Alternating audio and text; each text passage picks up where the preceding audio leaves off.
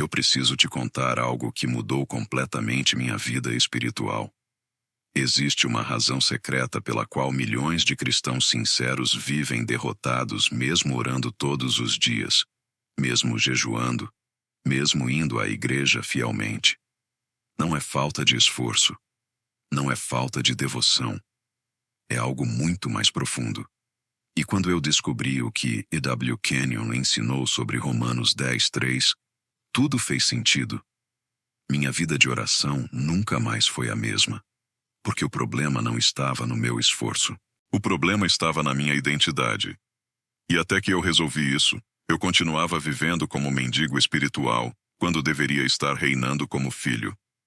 Hoje eu quero compartilhar com você essa verdade libertadora. Vamos direto ao texto. Romanos 10:3 diz: Porquanto, não conhecendo a justiça de Deus e procurando estabelecer a sua própria, não se sujeitaram à justiça de Deus. Eu quero que você leia de novo. Devagar. Paulo está falando dos judeus do primeiro século. Pessoas extremamente religiosas. Pessoas que oravam 3 vezes ao dia. Pessoas que jejuavam 2 vezes por semana. Pessoas que conheciam a lei de Moisés de cor. E mesmo assim, Paulo diz que eles estavam perdidos. Por quê? Porque eles não conheciam a justiça de Deus. E ao invés de receberem a justiça que Deus oferecia, eles tentaram estabelecer a própria justiça. Essa palavra estabelecer, no grego original, é istemi. Significa erguer, construir, firmar, fundamentar. Eles estavam tentando construir uma justiça baseada nas próprias obras. Uma justiça baseada no próprio desempenho. Uma justiça baseada em quanto oravam, quanto jejuavam, quanto sacrificavam. E Paulo diz que isso foi a perdição deles. Agora eu preciso fazer uma pergunta que vai incomodar muita gente. Você está fazendo exatamente a mesma coisa? Eu já fiz. Por anos eu vivi assim. Seja honesto comigo. Quando você peca, o que acontece? Você sente que perdeu algo com Deus. Você sente que precisa reconquistar a aprovação divina. Você sente que precisa orar mais, jejuar mais, fazer mais para compensar. Isso é justiça própria. Quando você vai orar, mas antes pensa, será que Deus vai me ouvir? Eu pequei essa semana. Eu falhei. Talvez eu não seja digno o suficiente. Isso é justiça própria.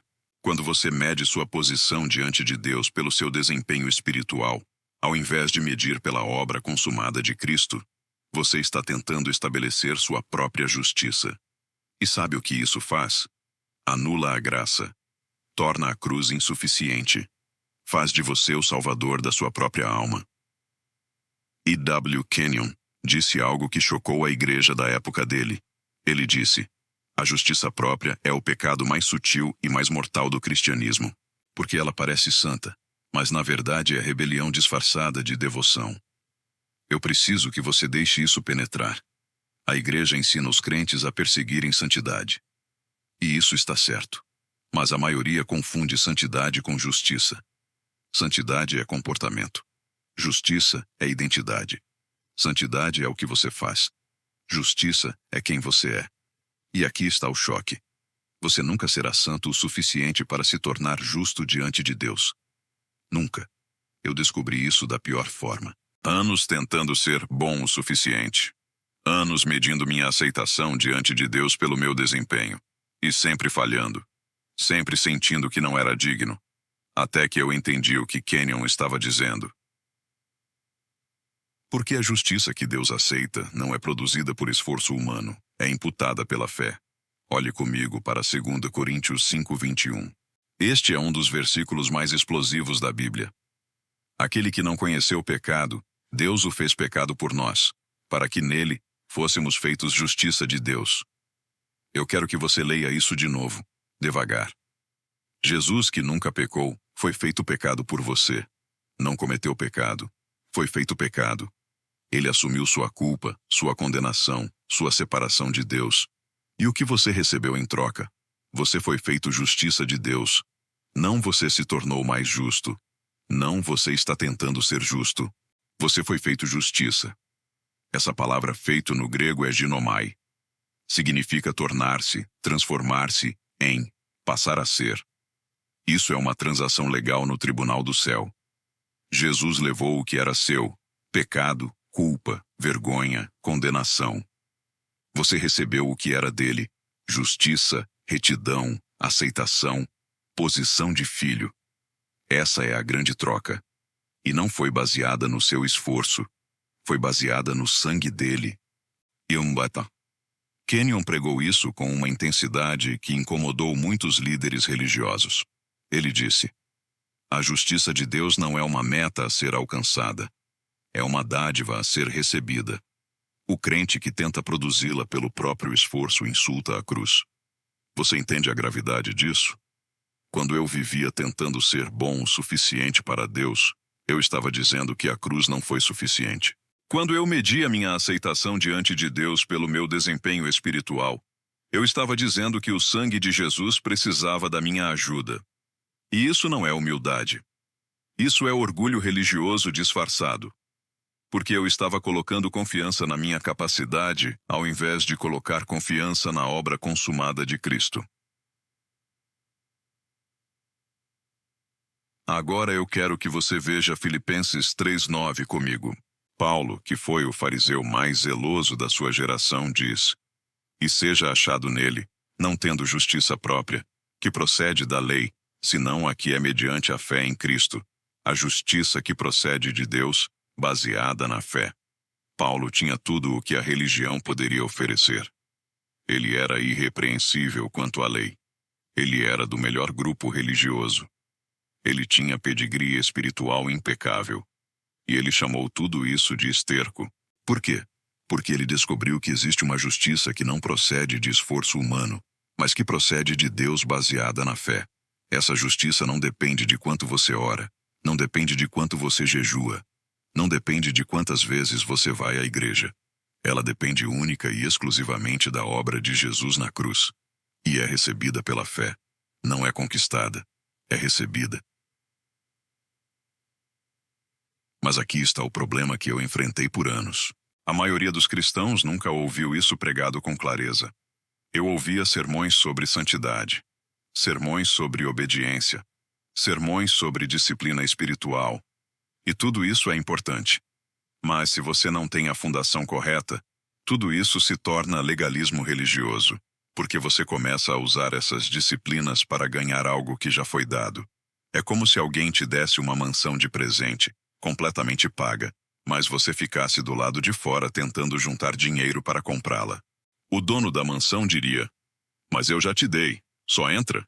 E você responderia: não, eu preciso merecer primeiro. Isso não é humildade, isso é incredulidade. Kenyon tinha uma frase que ele repetia constantemente, e quando eu ouvi isso, tudo mudou.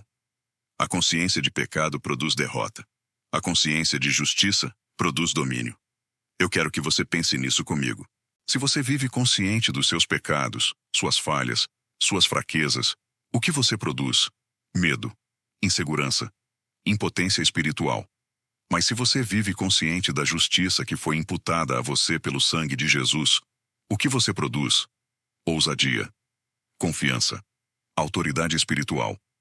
Hebreus 10:22 diz: aproximemo-nos, com sincero coração, em plena certeza de fé, tendo o coração purificado de má consciência. Plena certeza de fé. Não vamos tentar nos aproximar com medo. Não vamos nos arrastar até Deus esperando que Ele nos aceite. Plena certeza. Por quê? Porque o coração foi purificado, não pelos seus esforços, pelo sangue de Jesus. Agora, deixe eu ser prático com você. Como isso mudou minha vida? Primeiro, minha oração. Quando eu vou orar agora, eu não me aproximo de Deus como um mendigo. Eu me aproximo como filho justo. Eu não digo mais: Deus, eu sei que não sou digno, mas... Eu digo: Pai, eu venho diante de Ti em plena certeza de fé, porque o sangue de Jesus me fez justo. Eu tenho acesso garantido ao trono da graça. Você vê a diferença? Uma oração vem de medo, a outra vem de posição legal. E Deus responde à segunda. Segundo, minha autoridade espiritual. Eu não posso exercer autoridade sobre o diabo se eu vivo com consciência de condenação. O diabo não teme minhas orações. Ele teme minha identidade. Quando eu sei quem eu sou em Cristo, quando eu sei que fui feito justiça de Deus, eu não peço permissão para reinar. Eu reino. Terceiro, minha paz interior. Eu parei de viver na montanha-russa emocional e espiritual. Não subo quando oro muito e desço quando falho. Eu vivo no descanso da fé, porque minha posição diante de Deus não flutua com o meu desempenho. Ela está ancorada na obra consumada de Cristo. Mas eu preciso te advertir sobre algo. O inimigo vai lutar contra essa revelação, porque enquanto você viver tentando estabelecer sua própria justiça, você estará sempre fraco, sempre inseguro, sempre questionando. Mas no momento em que você entender que foi feito justiça de Deus, algo muda. Você começa a orar com autoridade. Você começa a resistir ao diabo com confiança. Você começa a viver como filho e não como escravo. E o inferno treme, porque um crente com consciência de justiça é imparável. Ipacuidadera. Isaías 64:6 diz algo que me chocou quando eu realmente entendi. Todos nós somos como o imundo, e todas as nossas justiças, como trapo de imundícia. Essa palavra, trapo de imundícia, no hebraico, é ainda mais forte. Refere-se a panos usados durante menstruação. A imagem mais repugnante possível. Por quê?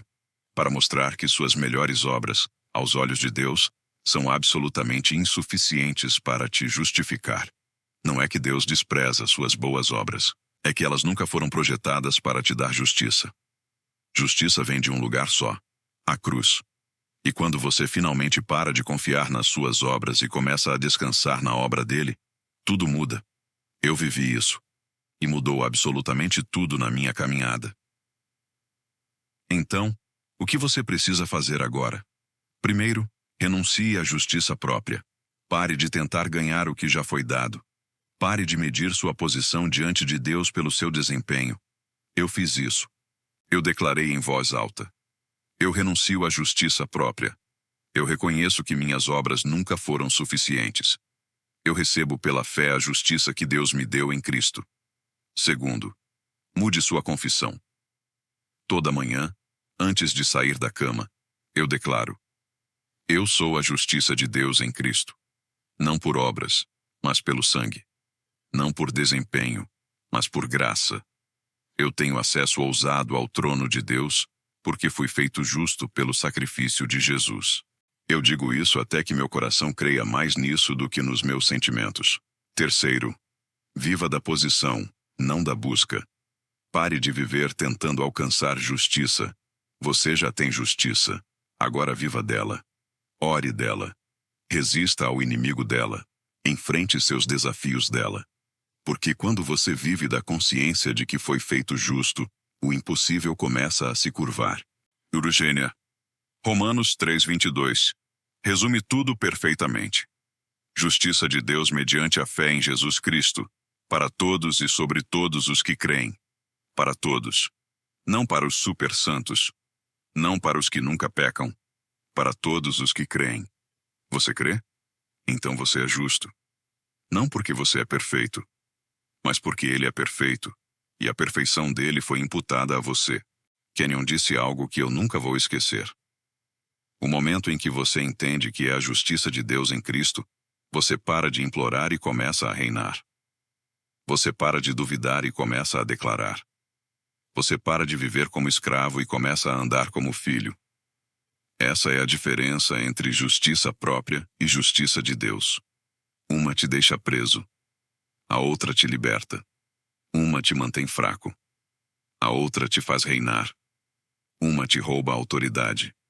A outra te dá domínio. Iesamitana. Então agora eu quero que você declare comigo: Pai, eu renuncio a toda tentativa de estabelecer minha própria justiça. Eu reconheço que todas as minhas obras são insuficientes, mas eu declaro que pelo sangue de Jesus, eu fui feito justiça de Deus. Não sou mais condenado. Não sou mais indigno. Eu sou filho. Eu sou justo. Eu tenho acesso garantido ao teu trono, e vivo desta posição agora, em nome de Jesus. Mas há algo que ainda não te contei. Algo que Kenyon descobriu sobre a oração que mudou tudo. Porque existe uma oração específica que Deus nunca pode responder. Não importa o quanto você repita. Não importa o quanto você chore.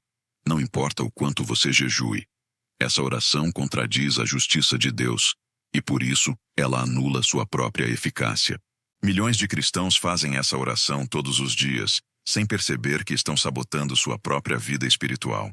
Quando você descobrir qual é essa oração, nunca mais vai dizê-la. E sua vida de oração vai explodir em poder. Siri, se essa mensagem tocou seu coração, eu quero te pedir 3 coisas. Primeiro, deixe um comentário agora me contando. Você estava vivendo tentando estabelecer sua própria justiça? Como essa revelação mudou sua perspectiva? Segundo, compartilhe esse vídeo com alguém que precisa entender a diferença entre justiça própria e justiça de Deus. Essa verdade pode libertar vidas. Terceiro, deixe seu like para que essa mensagem alcance mais pessoas. O algoritmo do YouTube precisa saber que esse conteúdo está transformando vidas. E se inscreva no canal ativando o sininho, porque nos próximos vídeos eu vou revelar essa oração que Deus não pode responder e outras verdades poderosas que Kenyon ensinou. Deus abençoe você.